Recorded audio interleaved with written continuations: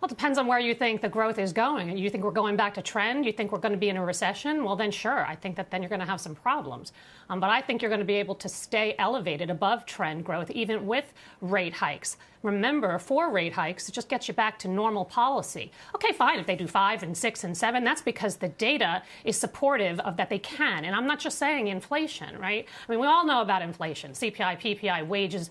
Look at Cisco company, the food services company today had 15% product cost inflation today. I mean, this is crazy. So we know we have inflation, but we also know that data post-Omicron is actually going to get better. And it already is. ISMs and PMIs, initial claims, all the job figures. So my point is that the Fed should be acting. They are going to act. I think after they do 4, maybe they'll see and they'll be more data dependent. And I've said that a couple of times on the show because I think that's really the way that they're going to have to react. Maybe that's right? wishful thinking, though, at this point, right?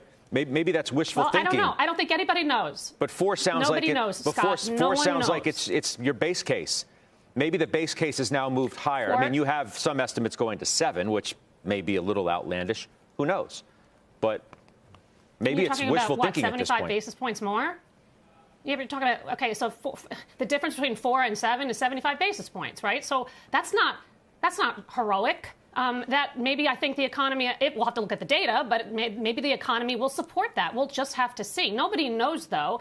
And I think just to kind of throw out 7 or 8 or 10 or 4, it's really, I don't think it's very helpful. I'm just saying that the economy doesn't need emergency policy. And this is what we got. We got emergency policy. They're still buying bonds, by the way, right? So we have emergency policy underway. It's led to inflation, but it also has helped, in addition with fiscal policies, it's also led to above average growth and a recovery that no one really believed would be as strong as it was.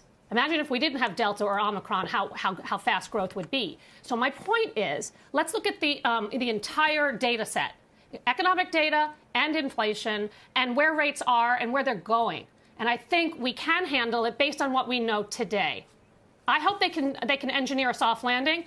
I'm skeptical, but we'll have to just wait. Okay. I mean, because in the meantime, by the way, Scott, in the meantime, the sectors that are working are the sectors that I'm in. And that is cyclicals, that is financials, that is, look at reopens. Reopens are on fire the last couple of days. That's where you want to be. And that's why growth has been hurt this year to date. That's why the Russell 1000 values outperformed the Russell 1000 growth by 900 basis points year to date. Now, I don't know if that's going to continue. If they do slow growth materially, well, then maybe we'll have to think about sectors and where we're allocating. But at this point in time, growth managers are getting their butt kicked. And value managers and those that have kind of a garpier tone and valuation is important and earnings are important, that's where you want to be. But you just said that you're skeptical. You use that word.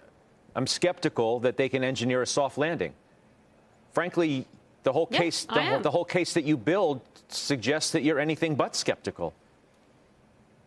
Well, no, I'm skeptical. I think they do 4 rate increases, and then we see data. And then let's see how they act. I don't know how they're going to act, but all I know is 4 rate hikes does not scare me based on the data that I see in the economy.